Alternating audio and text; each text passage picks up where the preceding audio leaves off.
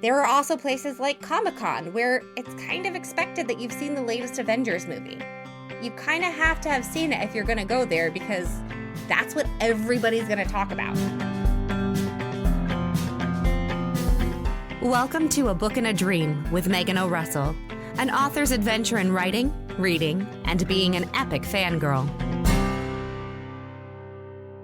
Hello, my name is Megan O'Russell, and welcome to episode 69 of A Book and a Dream. Spoilers, love them or hate them, they can tank a fandom. Now, if you're not familiar with what a spoiler is a description of an important plot element in a TV show, book, or film that can decrease the suspense or surprise when people have it ruined for them. Now, there is a lot of controversy, surprisingly, around spoilers. I've never been a spoiler fan. I want to experience things sequentially as I move through a series or book or film or whatever. I want to get the surprise as it happens. Unless it's a horror movie, then they're all bad surprises. There's a reason I don't watch horror movies. Anyway, but it turns out that there are actually some people who love spoilers. Strange, but let's dive into why that is. The people who spoil things, now granted, spoiling is not like spoiling someone's birthday party. People who plant spoilers on the internet have long been my arch nemesis.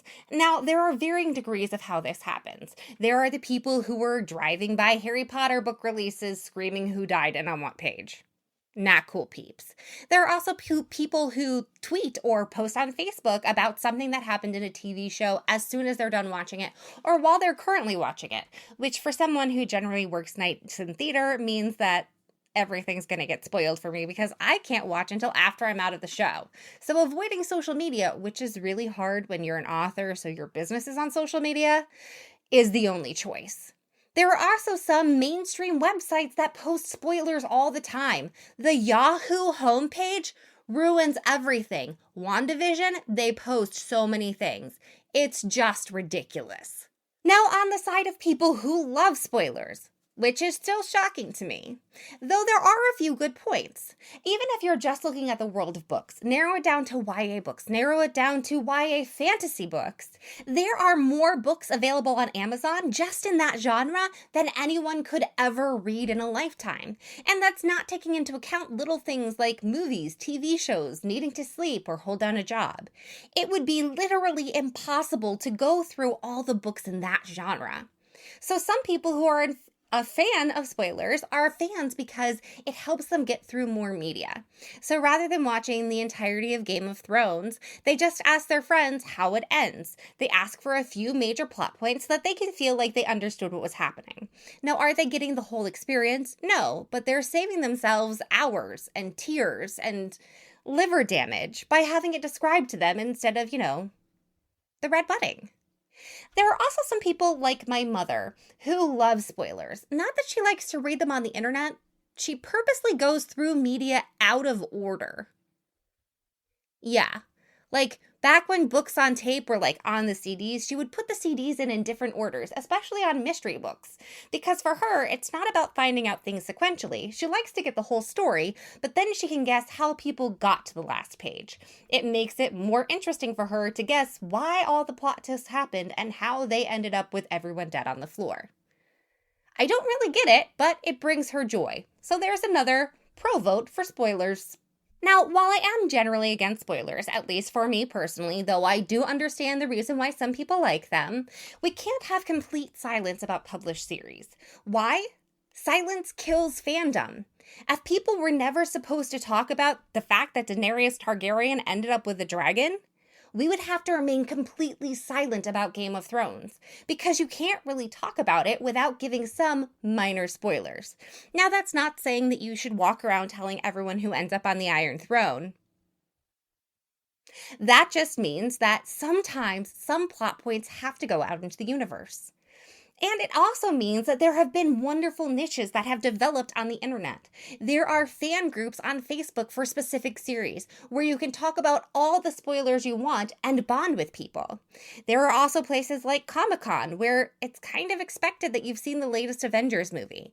You kind of have to have seen it if you're going to go there because That's what everybody's going to talk about. So in those environments, spoilers should be expected and accepted. It would be the same thing as going to Harry Potter World, which normally I'd feel bad about kind of spoiling things or talking about something that happened so late in a book series, but I don't care anymore. But you couldn't go to Harry Potter World in Orlando and not know that Harry ends up on the Quidditch team, or makes it to his 5th year, or that they go to Gringotts looking for things that they have to destroy in the last book. That's right, it's all in the theme park. So if you're going to choose to expose yourself to this major fandom experience, you kind of have to know enough about the series to get through, or have decided that you just don't care and want butterbeer. Now, for people who love spoilers and really just want to dive into them, but they don't know a lot about things, not a lot about things, but a lot about specific books, I do have 2 podcasts to recommend to you. If you want to hear people talk about book spoilers and just dive right on in whether or not you've read the book, check out the YA Book Chat podcast. They go into a different book every week. It starts spoiler free so that if you decide, ooh, this sounds really good, I want to read it without any spoilers, then you can stop the podcast, read the book, and then go back for the in-depth discussion. Or if you're like, I'm never gonna get to read this book, give me the 50-minute summary while I make dinner, then you can listen to the whole episode whether or not you've ever read the book. It's up to you. Those are the kinds of spoilers you can choose to indulge in. Also, if you want a show that goes crazy in-depth into a series, in a good way, you should check out the Prince Kai fan pod. They go chapter by chapter through the entire Lunar Chronicles. So if you wanted spoilers and wanted someone to dissect a series you've never even read, that would be a great opportunity for you to dive in and have no idea what's happening. Of course, if you're a fan of the series, it's amazing because then you get to, theorize about what's coming next and the depth and meaning behind the green curtains. Curtains. Now, as an author, I'm not a big fan of spoilers for my work. Yes, I can't control how readers read the books. Thanks for reading the last page first, Mom. But it's my job to be my reader's tour guide. So I create my books in an order. I am leading them on a journey with my characters. I am their tour guide. It wouldn't make much sense if I took them in the wrong order. It's going to lessen their grief, their awe, their humor, because they're not getting all the plot points where I conveniently place them along the path to lead the way. Think of it this way. If I were taking you on a tour of a grand palace, I could take you in the back service entrance. Sure, we could walk through the back and end up in this grand hall. Cool. But if I take you in from the front, you get the glorious opening with the view of the chandelier and the staircase and all those other things. So you get that moment of wonder and awe. Yeah, you end up in the exact same place as the people who came from the servant staircase, but you don't get the full experience because you didn't walk the path that was architecturally designed to make you go, ooh, royals be fancy.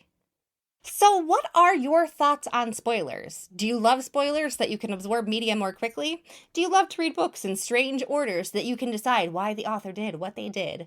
Or are you a traditionalist who likes to go from chapter 1 and end up at the end with lots of surprises, tears, and heartache in between?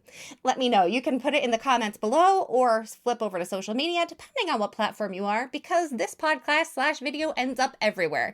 So whatever platform you like, you can probably find me. So don't forget to like and subscribe on your favorite platform and find me on social media. I am also thrilled to announce that there is now a special Facebook group for my readers. It is the Megan O. Russell Fantasy Seekers group. Now, why is this super important and fun? Because this group will be given free copies of some of my short stories. They'll all be uploaded there soon. They are going to be given first dibs on review copies of new books, including audiobooks, that are coming up. There's going to be fun giveaways like canvas maps of Ilbrea, signed copies, all kinds of fun things. There will be fun facts and behind-the-scenes peeks and all kinds of great things. So head on over to Facebook, look up Megan O. Russell's Fantasy Seekers, because you are not going to want to miss out on the excitement. Starting with, of course, review opportunities for Heart of Smoke and Soul of Glass. So check it out on Facebook, Megan O. Russell's Fantasy Seekers. You'll find me there. Until next time, may your life be spoiler-free. Or filled with spoilers if that's how you choose to be happy. Bye-bye!